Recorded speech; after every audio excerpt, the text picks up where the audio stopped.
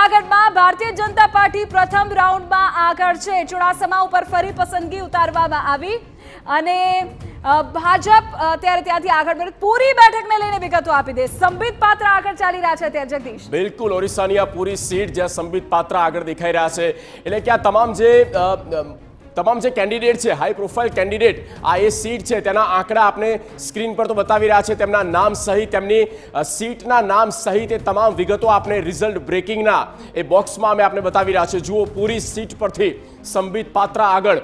ઓરિસ્સા એક એવું સ્ટેટ છે જ્યાં આ વખતે બીજેપીને સૌથી વધારે અપેક્ષા પશ્ચિમ બંગાળની સાથે સાથે રહી છે અને તેઓ ઘણા બધા દાવા પણ કરી ચૂક્યા છે કે આ વખતે પરિવર્તન ચોક્કસ ત્યાં છે, પણ પ્રાથમિક વલણમાં ભાજપ 200 બેઠકોને નજીક દેખાઈ રહી છે।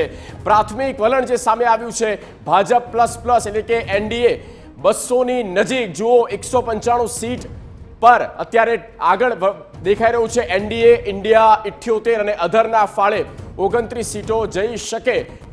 અમદાવાદ પૂર્વની વાત કરીએ તો હસમુખ પટેલ આગળ દેખાઈ રહ્યા છે। અમદાવાદ પૂર્વમાંથી હસમુખ પટેલ ફરી એક વખત તેઓએ આ ઉમેદવારી નોંધાવી છે ત્યારે તેઓ આગળ દેખાઈ રહ્યા છે।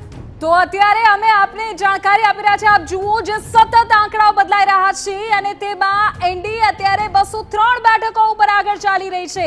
મોટા સમાચાર, મેજિક ફિગર 272 છે। હજુ પરિણામોને સ્થિર થતા સમય લાગશે, પણ એ પહેલા પ્રાથમિક વલણમાં એનડીએ 200 નો આંકડો વટાવ્યો હોવાની જાણકારી છે। ઇન્ડિયા અલાયન્સ 81 બેઠકો પર આગળ ચાલી રહ્યું હોવાની વિગતો છે। આ પ્રાથમિક વલણો છે। 200 નો આંકડો એનડીએ વટાવ્યો હોવાની જાણકારી છે।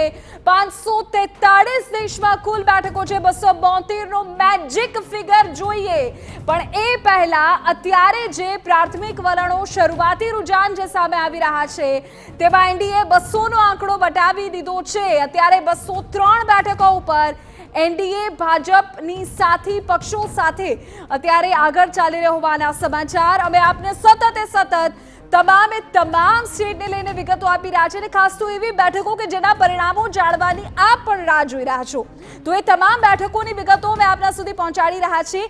તો સતત આંકડોમાં જે ફેરફાર છે તે થઈ રહ્યો છે।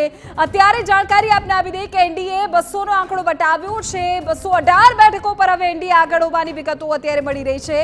ગુજરાતમાં જો 25 બેઠકો જ્યાં મતદાન થયું તેની વાત કરીએ તો ઇન્ડિયા 2 ઉપર આગળ અત્યારે છે। એનડીએ 21 પર આગળ ચાલી રહી છે। ગુજરાતની વાત થઈ રહી છે ત્યારે આપણે કહી દઈએ કે 2 બેઠકો પર અત્યારે ઇન્ડિયા આગળ છે।